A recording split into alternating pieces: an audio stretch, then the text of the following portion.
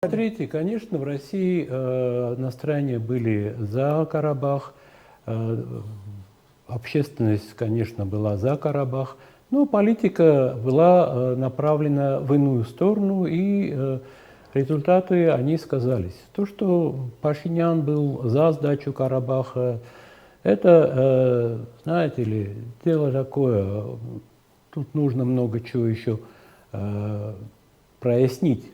Многое для нас самих еще не до конца ясно. Но что касается действий нашей армии, я скажу так. Армия воевала героически. Но тылы были этой армией не обеспечены. И в принципе я соглашусь с тем, что то, что должен был делать Ереван, он делать оказался не способен.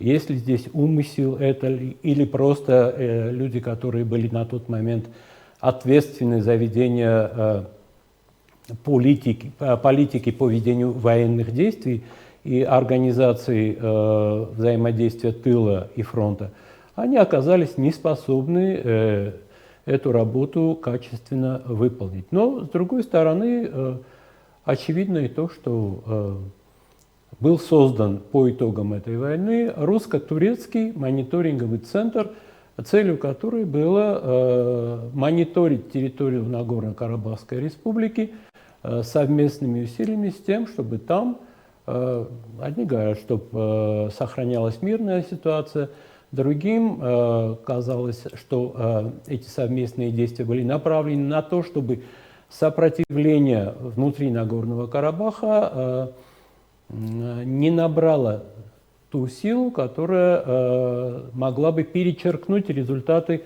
войны 2020 года. Но все равно я хочу вернуться к перемирию 1994 года и ответственности России за бессрочный характер этого перемирия и за то, что по этому соглашению вопрос Нагорного Карабаха мог быть решен исключительно мирным путем. То есть Россия в этом смысле ушла в сторону. Правда, ушли в сторону и сопредседатели Минской группы Вашингтон и Париж. То есть в этом смысле здесь проявилось довольно-таки интересное единомыслие всех кураторов мирного процесса, членов Совета Безопасности ООН.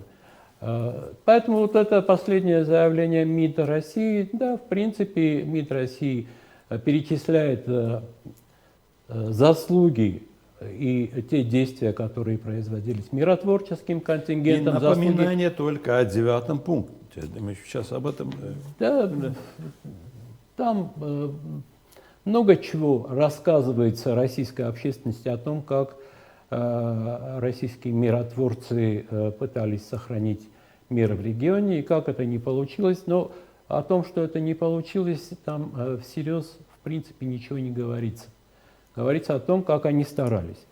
А почему не получилось, тоже не совсем понятно. Но я понимаю, что по истечении 5 лет досрочный уход российских миротворцев из региона и то, что армянское население было вынуждено под угрозой уничтожения покинуть Нагорно-Карабахскую республику, естественно, в Армении по отношению к России симпатий не прибавило в силу того, что особенно жители Нагорно-Карабахской республики связывали свои надежды не столько даже на тот момент с Ереваном, сколько с самой Москвой и оказались в этом отношении в полном одиночестве и изоляции.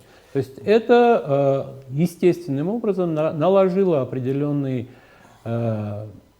след и создало последствия, которые будут впоследствии достаточно трудно преодолимы в отношении выходцев из Нагорного Карабаха армян по отношению к Российской Федерации, к политике, которая на тот момент и, в принципе, до сих пор проводилась. Потому что, по большому счету, это заявление Министерства иностранных дел Российской Федерации является заявлением, как бы призванным укрепить политическую платформу на основе которой в Москве принимались решения по Нагорно-Карабахской республике.